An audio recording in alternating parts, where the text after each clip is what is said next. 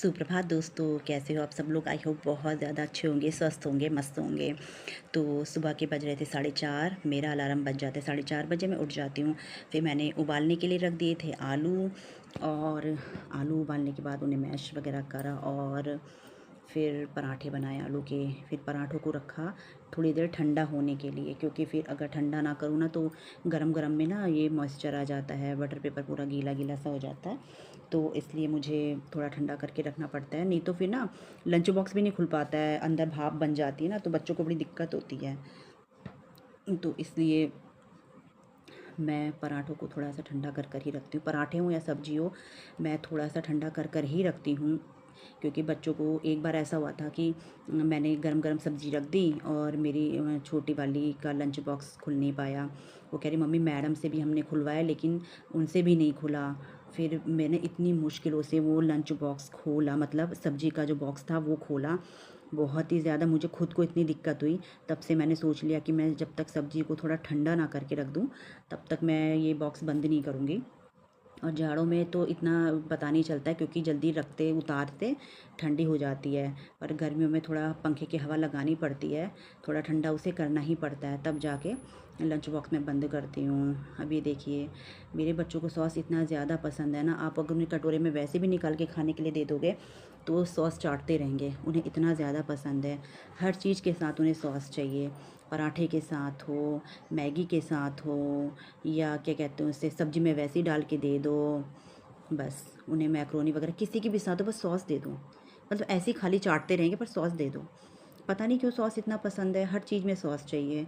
तो मैंने कहा चलो ठीक है, सॉस मैं रख दूँगी साथ में।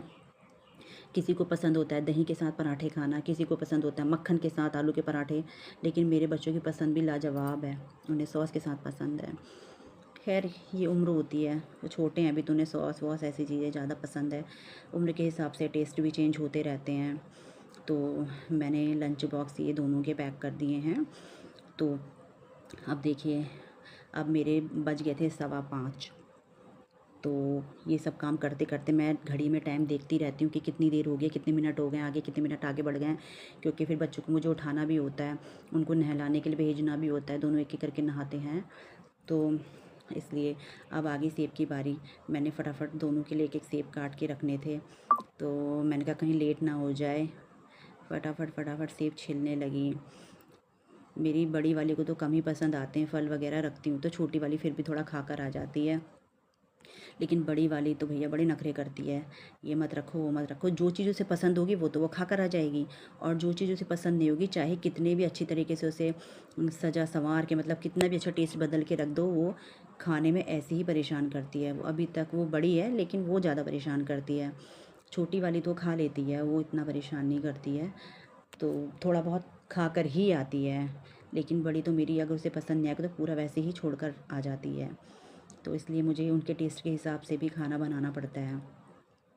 तो एक का तो फ्रूट लंच वाला तैयार हो गया है बॉक्स, अब मैं दूसरे के लिए काट रही हूँ। तो दोनों के लिए थोड़ा थोड़ा मैंने कहा फ्रूट रख देती हूँ।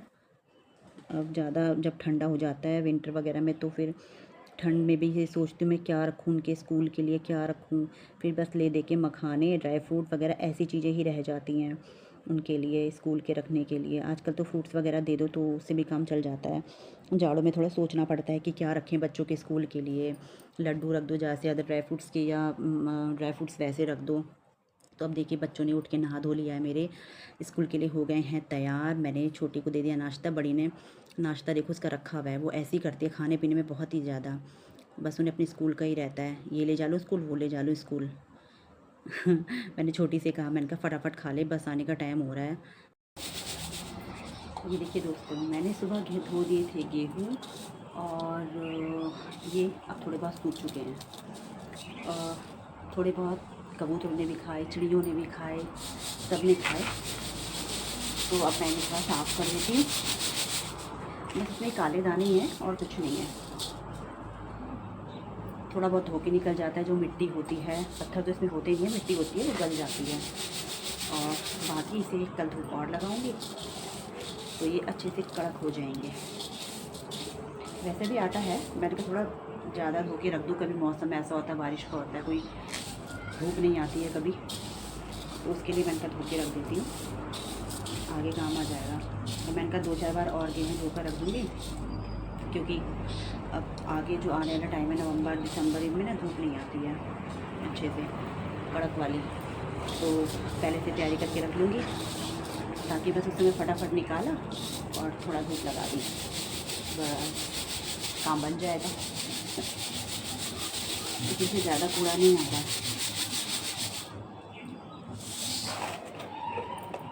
तो दोस्तों हमारा तो ये काम है। ये देखिए, वैसे तो साफ़ है गेहूँ, कोई मिट्टी नहीं है, लकड़ी नहीं है, बस थोड़ा सा काले काले से दाने हैं।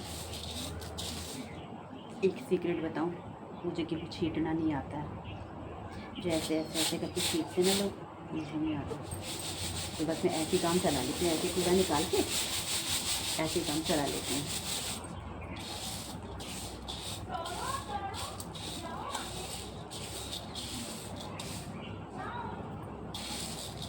मेरी तरह हो सकता है और भी बहुत सारी औरतें हों जिन्हें गेहूँ छींटना नहीं आता है, ऐसे ऐसे ऐसे करके। जो इसमें तो मैं कर लेती हूँ, लेकिन जो सूप होता है ना उसमें नहीं आता मुझे छींटना। इसमें ऐसे ऐसे मोटे मोटे निकल जाते हैं। तो ये देखिए, मेरा गेहूँ साफ़ करने का तरीका आपको कैसा लगा, आप मुझे कमेंट्स में ज़रूर बताइएगा। अब इसे मैं एक बार और धूप लगा दूँगी और अच्छे से कड़क हो गया। वैसे ही है, कड़क तो हो गया, कड़क हो गए आज के एक दिन की धूप में। छत भी साफ़ थी, मैंने सुबह झाड़ू लगाया था अच्छे से, और बारिश भी हुई थी 3-4 दिन पहले, तो अच्छी भी छत साफ़ थी उससे भी, और थोड़ा झाड़ू वाड़ू लगा के और साफ़ कर दी। और ये तो वैसे भी साफ़ ही रहती है, ज़्यादा गंदे नहीं होते, इसमें धूल मिट्टी ज़्यादा रुकती नहीं है, अगर बारिश हो जाती है एकदम बह जाता है, तो इसलिए मैंने नीचे डाल दी। मैंने कहा आज सूख जाएंगे अच्छे से, कल इसे चादर में डाल दूँगी गेहूँ को। ये देखिए दोस्तों, मैंने गेहूँ साफ़ कर लिए हैं, थोड़े से बस में, ज़्यादा नहीं है। बाकी मैंने ये देखिए इसमें साफ़ कर ली, ये देखिए कितने सारे गेहूँ हैं, बहुत सारे हैं। सुबह मैंने जब गेहूँ धोई, इतनी तेज़ कड़क धूप हो रही थी, मैं क्या बताऊँ, बहुत ही ज़्यादा तेज़ धूप थी, तो गेहूँ अच्छे से सूख भी गए। अभी देखिए शाम के बज गए थे 5, बच्चे सो के मेरे उठे थे, तो मैंने कहा फटाफट उनके लिए दूध बना देती हूँ। तो उनके लिए मैंने दूध बना रही थी। तो देखिए आजकल ना इतनी गर्मी हो रही है कि मेरे को चाय पीने का बिल्कुल मन नहीं करता। कभी कभी जब मौसम अच्छा होता है तो मन करता है थोड़ी शाम को बच्चों के लिए दूध बनाती तो चलो अपने लिए चाय भी बना लूँ, लेकिन इतनी गर्मी हो रही थी ना आज, आपको मैं क्या बताऊँ कि है कि मैं बता नहीं सकती। मतलब ये तो महसूस करने की चीज़ होती है, इतनी ज़्यादा गर्मी थी ना, बहुत ही ज़्यादा। तो ये देखिए बच्चों का दूध गर्म हो गया, मैंने दोनों के लिए पीडियाश्योर डाल के ग्लास में दूध ठंडा करने के लिए रख दूँगी। सोचती हूँ मैं नॉर्मल हो थोड़ा, लेकिन फिर भी गर्म थोड़ा बहुत हो ही जाता है एक्स्ट्रा।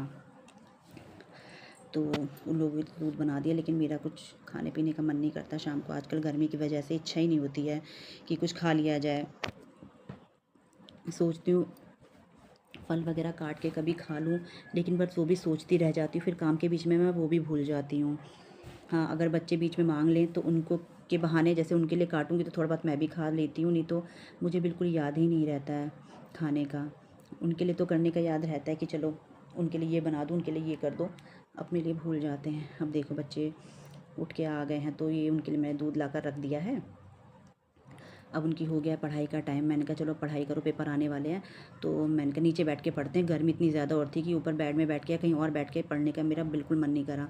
नीचे अच्छी हवा लगती है पंखे की एकदम से, मैंने कहा चलो नीचे बैठ के पढ़ेंगे आज, आराम से बैठ के नीचे, थोड़ा अच्छा सा भी फील होता है।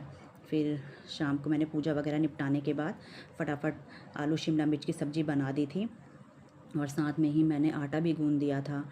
तो ये देखिए सब्ज़ी मेरी बनकर हो गई है तैयार, और देखने में भी अच्छी लग रही है, खाने में भी अच्छी थी।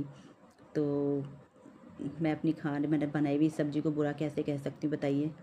मेरे को तो मेरी हर चीज़ बनाई हुई अच्छी लगती है, तो मुझे तो अच्छी लगती है फ़िलहाल अपनी बनाई हुई सारी चीज़ें। तो ये देखिए मैंने गैस बंद कर दी है और अब मैं फटाफट बनाऊंगी रोटी। देखिए आटा भी गूंद के मैंने पहले ही रख दिया था। मैंने कहा चलो इसमें परात को खाली करके और थोड़ा ऑयल वगैरह लगा के मैं आटे को रख देती हूँ ताकि वो थोड़ा सूखे ना, अपना सॉफ्ट सा रहे। फिर पहले ये सब तैयारी करनी पड़ती है क्योंकि शाम को ऐसा लगता है कि टाइम इतनी जल्दी बीतता जा रहा है। आजकल अंधेरा जल्दी होने लगा है तो बस ऐसा लगता है कि रात हो गई, रात हो गई, ये भी जल्दी जल्दी कर लो, वो भी जल्दी जल्दी कर लो। तो फिर इसलिए मैंने आटा वाटा पहले ही करके रख दिया था। अब मैंने कहा चलो रोटी बना दूँ। फिर बज गए थे 8, साढ़े 8, हाँ 8:30 हो गए थे। तो फिर फटाफट मैंने कहा रोटी बनाई और बच्चे कह रहे थे भूख लग रही है। तो वैसे उनको भूख नहीं लगती है, खेलने के लिए जब वो खेलते हैं तो उन्हें बिल्कुल भूख नहीं लगेगी। हाँ, और जैसे पढ़ने के लिए बैठा उन्हें भूख भी लगेगी, उन्हें टॉयलेट भी आएगी, उन्हें सब कुछ होने लगता है। किसी को पेट दर्द, किसी के सिर दर्द, मतलब सारी बीमारियां उसी समय निकल कर बाहर आने लगती हैं, सारे बहाने उसी समय आने लगते हैं बाहर। तो मेरे से कहने लगी बड़ी वाली मम्मी भूख लग रही है, जल्दी जल्दी खाना बना दो। मैंने कहा हाँ बेटा, जैसे पढ़ने का टाइम आता है वैसे तुम्हें भूख लगने लगती है, वैसे तुम्हें प्यास लगने लगती है, वैसे सब कुछ होने लग जाता है इकट्ठा, सब चीज़ें याद आ जाती हैं। तो मैंने तीनों के लिए फटाफट, मतलब मैं, मेरी दोनों बेटियाँ, तो मेरे हस्बैंड तो आपको पता है कि यहाँ कम रहते हैं, उनकी छुट्टियाँ कम होती हैं स्कूल में। अब छुट्टी पड़ेगी दिवाली की तो वो आएंगे फिर। तो फिर फटाफट मैंने अभी रोटी बना दी हम तीनों के लिए। हम लोग अब फिर, बच्चे मेरे इंतज़ार कर रहे हैं और वहाँ से आवाज़ें आ रही हैं, दोनों बच्चों के शोर कर रहे हैं, लड़ रहे हैं। क्योंकि जैसे मेरा इधर उधर होती हूँ ना, उनका लड़ना शुरू हो जाता है, उनकी लड़ाइयों की आवाज़ें आने लगती हैं। बस जब तक सामने बैठे रहूँगी तब तक पढ़ते रहेंगे, तब तक हिलेंगे नहीं मतलब। और जैसे मैं उठ के इधर उधर जाऊँगी, कुछ काम करने जाऊँगी, एक दूसरे की छेड़ा छाड़ी शुरू हो जाती है। इसने मेरा ये ले लिया, इसने मेरा वो ले लिया, इसने मेरी ये चीज़ ख़राब कर दी है, मतलब ऐसे ही रहता है।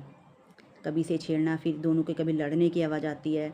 तो फिर मुझे कभी कभी तो गैस बंद करके उन्हें एक दो डंडे लगाने जाना ही पड़ता है बीच बीच में। थोड़ी उन्हें खुराक भी देनी पड़ती है ना, क्योंकि बच्चे को अगर थोड़ा ना डांटो ना मारो ना, तो मेरे बच्चे तो बिल्कुल सुनते नहीं हैं। हो सकता है आप लोगों के बच्चे बहुत ज़्यादा शांत हो, पर मेरे बच्चे तो शांत नहीं हैं भाई। जब तक उन्हें एक दो मैं लगाऊँ ना, कभी कभी तो बातों से भी मान जाते हैं, लेकिन कभी कभी नहीं मानते, कभी कभी डंडा उठाना ही पड़ता है, थोड़ा डराना ही पड़ता है। दोनों की भूमिका निभानी पड़ती है ना, मम्मी और पापा दोनों की। जब पापा साथ होते हैं तो थोड़ा वो संभाल लेते हैं, लेकिन जब मैं अकेली होती हूँ तो फिर मुझे गुस्सा भी आता है, मतलब बहुत ज़्यादा इरिटेशन हो जाता है कभी कभी कि मतलब सब कुछ अकेले ही झेलना है।